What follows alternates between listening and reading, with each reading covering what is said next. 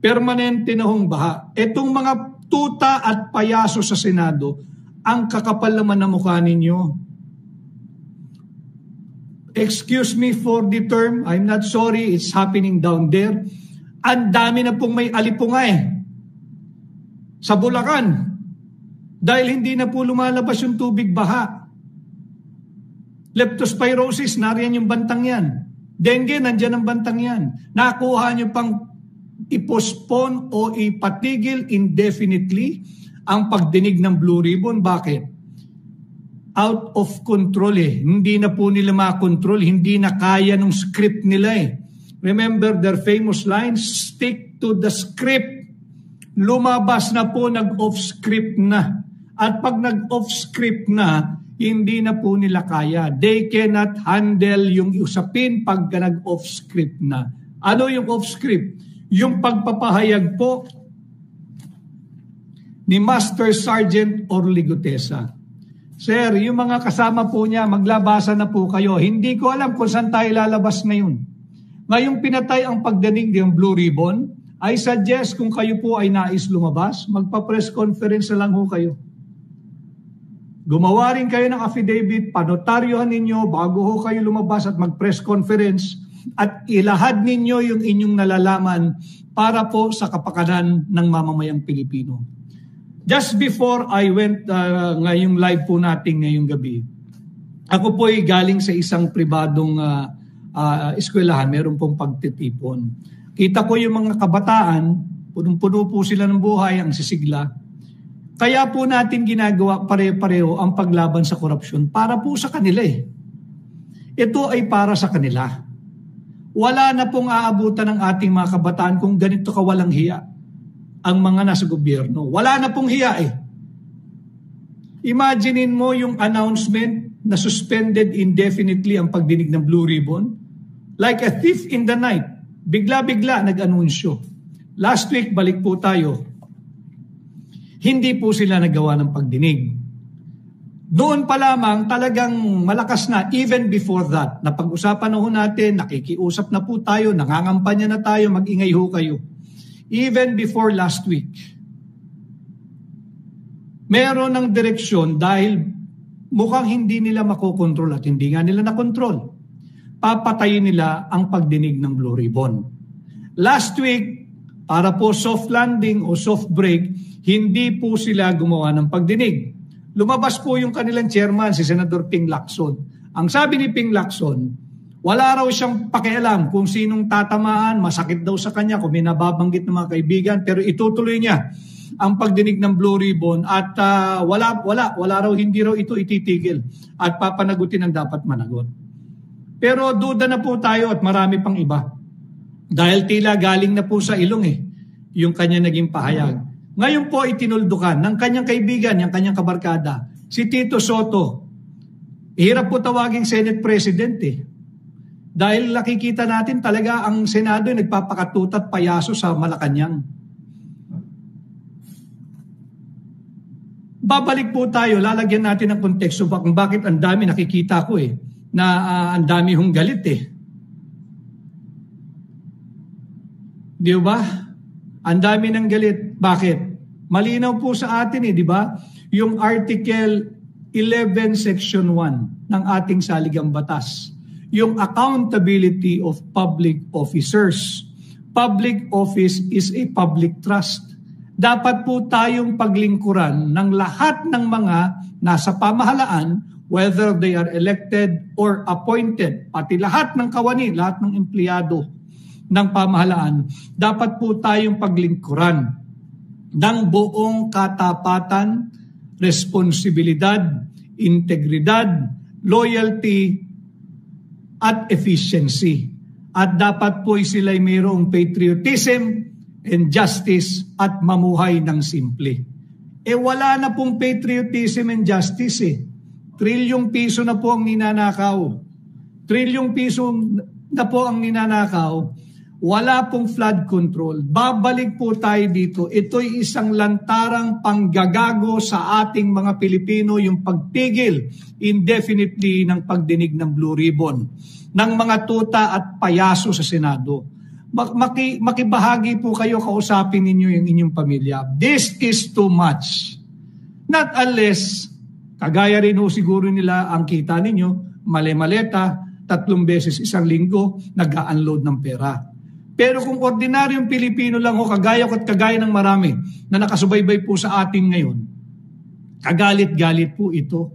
Kuba na po tayo eh. Magkano nagsara ang palitan ng dolyar kontra piso? Nasa 58. Ilang araw na po nasa 58 pesos ang isang dolyar territory. Isang buong linggo na ho eh. Bakit? Takot na ho investor eh. Bakit?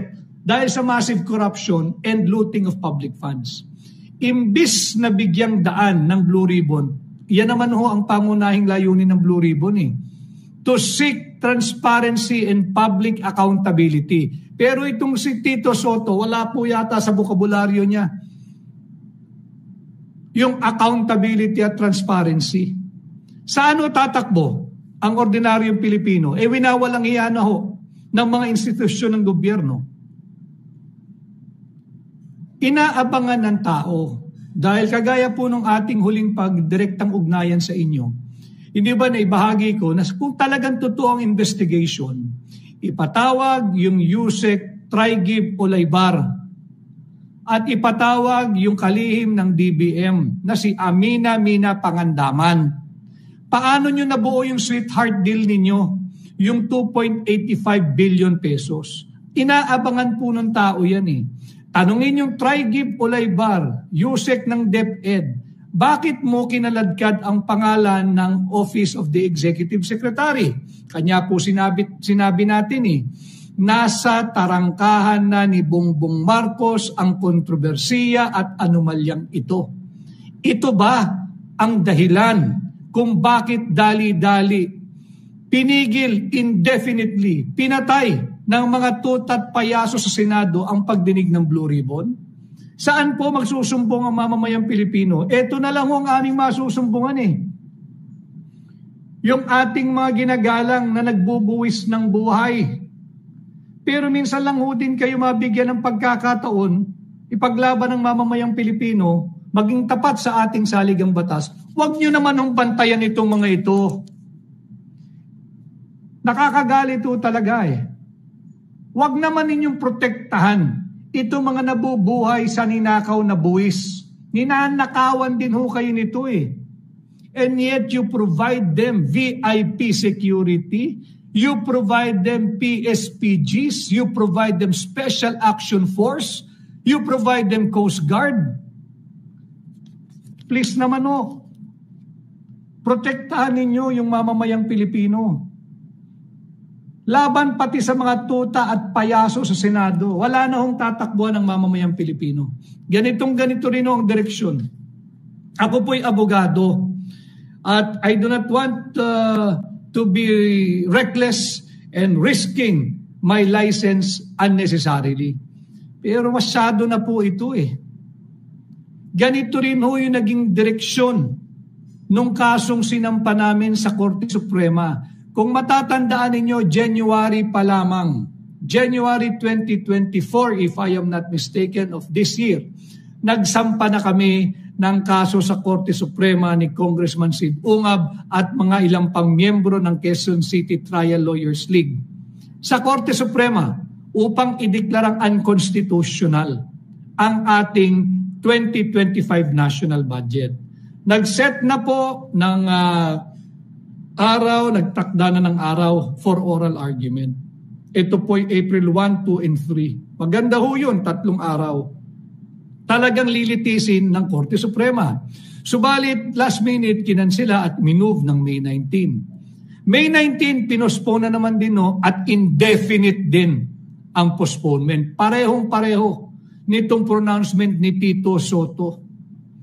Hindi po natin dapat tanggapin ito dahil hindi ka tanggap-tanggap. Bakit mo papatayin ang isang pagdinig na talaga naman naglabasa na ho yung mga tao at patuloy pa rin yung mga pocket rallies na nagaganap? Well, some of those ay hindi naman seryoso dahil yung mga nagmarcha rin sa ilang lugar mga tutat payaso rin po ng palasyo. Pero dito tayo sa ating topic ngayon, yung tuta at payaso sa Senado. Madami na po sila eh. Pero mas marami po ang mamamayang Pilipino. Tingnan nyo lang din. Article 2, Section 1. Sovereignty resides in the people and all government authority emanates from them. Yung them ho, kayo po yun, tayo po yun. Kaya wala nga po, tumatakbo nga po tayo rito eh. Di ba? Tumatakbo tayo rito dahil yung kanilang mga kapangyarihan galing po sa atin eh. Ano pong pakiusap natin? Yung mga nagbubuwis ng buhay, wag na po kayong magpagamit sa mga nagnanakaw at nabubuhay sa nakaw na buwis. Proteksyonan niyo po kami. Crime is being committed. Tuloy-tuloy po yan. Nagpahayag si Congressman Sidungab, patuloy pa rin ang agos ng pera from DBM to DPWH. May mga additional releases pa ng around 58 billion if I am not mistaken based on the manifestation made by Congressman Sid Ungab on the floor of the House of Representatives. Wala pong tinag itong DBM. Dapat natin siyang tanungin, itong si Secretary Mina Pangandaman, pagpaliwanagin natin siya, saan tayo ngayon hihingi? Anong forum natin ngayon? Kung sa Senado, hindi nga siya humaharap eh. Paano niya naaprubahan yung sweetheart deal nila ni Yusek Traigib Olaybar na nagkakalagang 2.85 billion pesos na ang listahan ay galing kay Robert Bernardo at kay Henry Alcantara. Ang halaga ay 2.85 billion. Sinumiti nila kay Yusek Traigib Olaybar. Hindi po taga-DPWH ito Yusek po ito ng DepEd. Yusek po ito ni Secretary Sani Angara. Alam kaya ni Secretary Sani Angara na may side hustle itong bata niya? Si Yusek Traigib Olaybar. Yung sinumite ng mga DPWH dito kay Yusek Traigib Olaybar dahil ang sabi niya, he is representing the office of the Executive Secretary. That's why he should be brought before the Senate Blue Ribbon. Pinatay nga po ng mga tutat payaso sa Senado eh. Nagpahayag na si Senator Tito Soto eh. Cancelled, postponed indefinitely. Suspended indefinitely ang pagdinig. Pag sinabi mong indefinite, maniobrahan na po yan. Meron din po nagtawag tayo kanina na ang isa pang kadahilanan, marami raw po kasi ay magbe-break na ang Kongreso ng October 8, if I am not mistaken. Kung may mga alam po sana, please correct me if I am wrong. Meron daw po kasing magbe-break na raw po ang Kongreso, yung Senado at mababang kapulungan ng October 8. At marami daw po sa kanilang miyembro ay meron na mga scheduled vacation or overseas trip. Kaya daw po sinuspend indefinitely ang pagdinig ng Blue Ribbon Committee. Trilyong piso ninanakaw, uunahin niyo pa yung biyahe ninyo. Kung gusto niyo buhay na pabiyahe-biyahe, sana hindi na lang kayo nagpresenta sa mamamayang Pilipino at linigawan at hiningi ang kanilang mandato. Yun ay kung totoo ang inyong mandato at hindi mandato galing sa vote counting machine lamang. Yun po yung isang itinawag sa atin, babalik tayo. Article 11, Section 1. Yung accountability of public officers. Public office is a public trust. Public officers and employees must at all times be accountable to the people. Serve them with utmost responsibility, integrity, loyalty, and efficiency, with patriotism. Yung patriotism, wala na po eh. Magbabakasyon, inuna po yung bakasyon kaysa sa pagdinig. And justice. Hustisya ang hinihingi ng mamamayang Pilipino. Dahil ninanakaw ang buwis na inaambag ng mga ordinaryong manggagawa. Babalik po tayo doon. Ngayon, saan tayo magsusumbong? Ito na lang po nga asahan natin eh. Na sana'y pakinggan tayo at ipagtanggol naman tayo. Paano? Huwag na ho kayo magpagamit sa mga nabubuhay sa nakaw na buwis. May mga pamilya din ho kayo. Yung mga batang mag-aaral na akin nakasalamuha kanina, punong-puno po ng sigla. And of course, when you're that age, haba pa, punong-puno ka ng pag-asa. Pero yung pag-asa po nilang yun, kinakailangan tayo na naririto sa present, meron po tayong partisipasyon, obligasyon at responsibilidad na masiguro na mabigyan sila ng isang kasalukuyang pamumuhay na disente at may dignidad. Pag hinayaan natin itong harap-harapang lapastangang ginagawa sa atin ng Marcos Jr. Administration, kawawa po yung mga kabataan, yung ating mga kasandaluhan at member of other uniformed men and women. May mga anak din kayo, may pamangkin, may mga apo. Tingnan po ninyo sila. Huwag na po tayong magpagamit sa mga ito. Mas marangal po makipaglaban sa front line at magbuwis ng inyong buhay kesa po protektahan itong mga gahamang nabubuhay sa nakaw na buwis. Pinatay na po ng mga tuta at payaso sa Senado yung pagdinig eh. Kailangan po tayong mag-ingay. Kailangan po tayong mag-ingay. Let us continue with our resistance and defiance sa abuses of the Marcos Jr. administration. In our own little way, in our own collective way, lalaki din po yung tinig natin. Lalaki rin po yung tinig natin. Kanina, kahapon pa, naglabasa na rin, pati si Madam Chair, si Senadora, Paldo kaayo pala si Senadora. Paldo kaayo pala. Tiba-tiba kaayo, Senadora. Kanya ka pala ganyan. Paldo kaayo, Madam Chair. Ang laki pala ng insertion mo. Ang dami mo pa palang flood control project.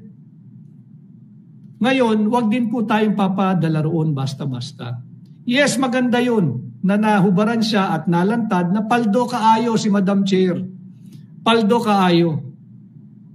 Kanya lamang, kung inyo pong susuriin, maaring ito ay bahagi ng ploy na ilayo si Bongbong Marcos at tumbok na ho ang Malacanang eh. Kanya kinakailangan nilang mailaglag si Paldo kaayo, Madam Chair. Ilaglag mo si Paldo kaayo, Madam Chair, para naman maluwag-luwag ng kaunti yung init dito kay Bongbong Marcos at sa palasyo. Tumbok na ho eh. And then nga just before the weekend, naglabasan din. Paldo kaayo din pala. Kanya pala iniiwasan nila mabanggit at mabasa uli yung paragraph 30. Paragraph 30. Paragraph 30 ng affidavit ng Diskaya. No? Hanapin ko lang. Ako. Yung paragraph 30 po ng affidavit ng Diskaya, ito po ang laman. Basahin ko Paragraph 30, DPWH Region 1. Ang nagsasalita po rito yung Ginoong Diskaya sa kanyang affidavit. Mga binanggit po ni Governor Chavit Singson sa presscon ng mga projects at license ay hiniram lang po sa amin. Hindi po namin alam kung sinong mga politiko ang gumagamit. Sa prosesong ito, si Regional Director Ronel Tan. Si Ronel Tan lang po ang kausap ko din sa area ng Ilocos Norte. Ayan na. Asa tarangkahan na po nila eh. Papatawag lang itong RD Ronel Tan upang pagpaliwanagin regarding sa paragraph 30 ng affidavit ni Diskaya, ni Ginoong Diskaya. Nagtawagan lang po kami lagi kung ano project ang sasalihan at mananalo sa bidding. Nagtitiwala na lang po ako at na-award naman po siya. Dito po sa cellphone number kung ito kami lagi nagtatawagan.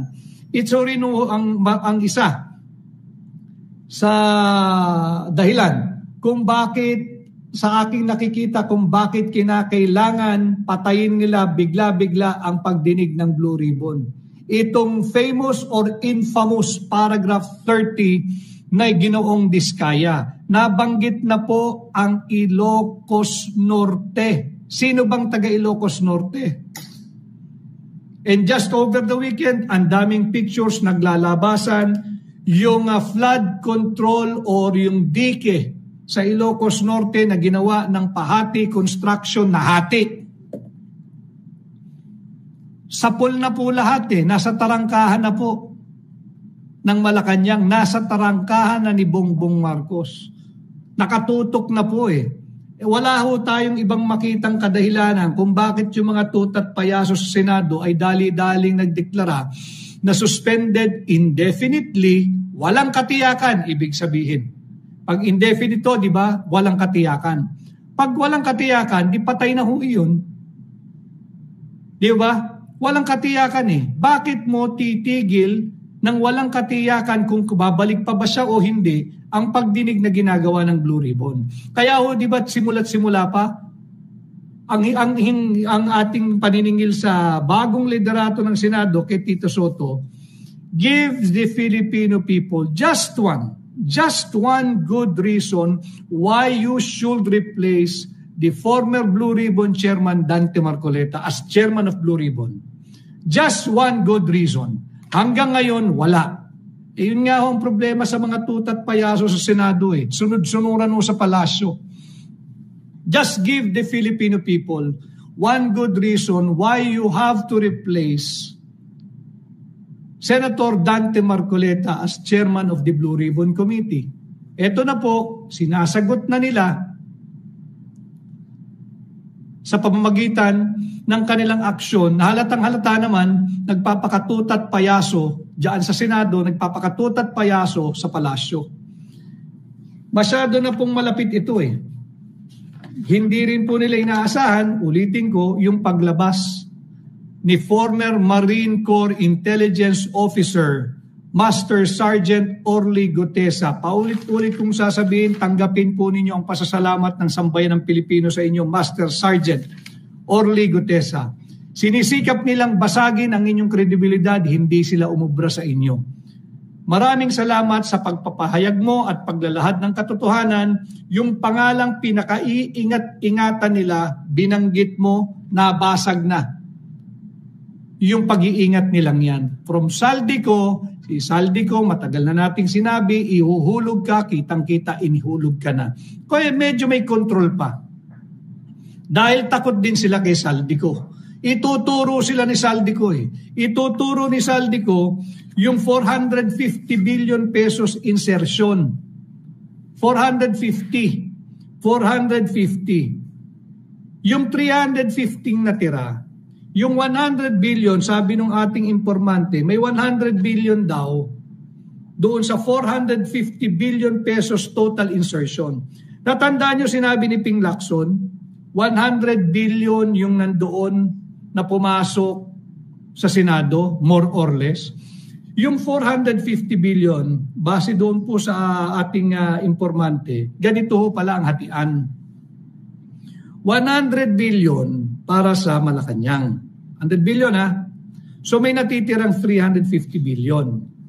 Yung 350 billion, 2/3 daw niyan ay sa House of Representatives. Sa mababang kapulungan, 2/3 niyan. You just have to do the math.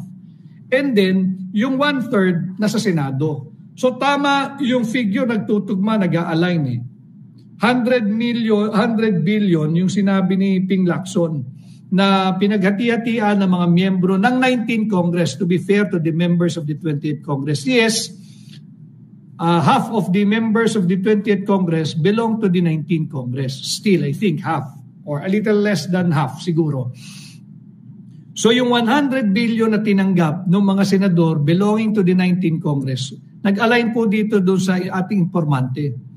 Yung natitirang 100 billion, pumasok daw ito sa Malacanang, and yung rest, pinaghati-hati ng House of Representatives. Nag-a-align pa rin Nakita naman natin kung gaano kalalaki yung mga halagang pinag-uusapan dyan sa pagdinig ng Blue Ribbon. Kaya mahalaga po ito mahalaga ito. Mahalaga yung pagdinig na nagaganap. Walang karapatan si Tito Soto itigil ang pagdinig ng Blue Ribbon. Empleyado ka lang namin. Sumasahod ka gamit ang buwis ng mga Pilipino.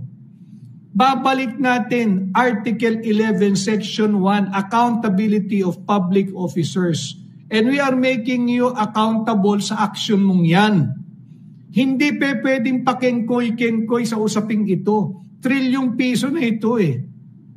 Hindi nakakatawa yung patuloy mong pangiinsulto sa mga Pilipino. Kaya dapat po tayong maningil, saan pa ho tatakbo ang mamamayang Pilipino? Inaasahan namin na magpapatuloy ang pagdinig sapagkat malaki ang papel na gagampanan nitong Yusek Tri-Give Olaybar. Pinangalanan, nasa tarangkahan na po ito ng Malacanang eh. Yusek Tri-Give Olaybar. Pinangalanan sa affidavit ni Undersecretary Robert Bernardo. Anong sinabi ng Robert Bernardo? Lumapit sa kanya, nagpakilala Yusek Tri-Give Olaybar from DepEd pero representing the Office of the Executive Secretary. Tanggapan na po ng Pangulo yun eh. Yung Office of the Executive Secretary is the symbol of the Office of the President. Yun na po yung pinaka-representasyon ng Pangulo ng Republika ng Pilipinas kahit sino pang Pangulo. Kaladkad na po yung pangalan ng Office of the Executive Secretary. Kaya dapat magpatuloy yung hearing. Ulitin ko ipatawag ninyo yung DBM Secretary Mina Pangandaman, ipatawag ninyo yung Yusek Tri-Give Olaybar. At siyasatin sila. Paano ka nagkaroon ng ganong kalakas na impluensya tong si Tri-Give Olaybar na Yusek level ng DepEd? Hindi po DPWH ito. Hindi rin po ito Office of the Executive Secretary. Paano ka nagkaroon ng ganong kalapot na impluensya sa DBM? Para maiparelease mo yung eksaktong amount na binigay sa iyo ni Robert Bernardo at Henry Alcantara at eksaktong listahan na binigay nila sa iyo ng proyekto na nagkakahalagang 2.85 billion pesos. Paano mo naluto? Paano mo nabuo itong sweetheart deal na ito with Mina Pangandaman? Pera po ng mga Pilipino yan eh. Para rin, ano ang nagbibigay sa iyo? Ano nagpudyok sa iyo? Ano nagbibigay sa iyo ng kapangyarihan? O what emboldened you to bring the name of the Office of the Executive Secretary? Baka naman may kapusta ka sa Office of the Executive Secretary. Sino yun?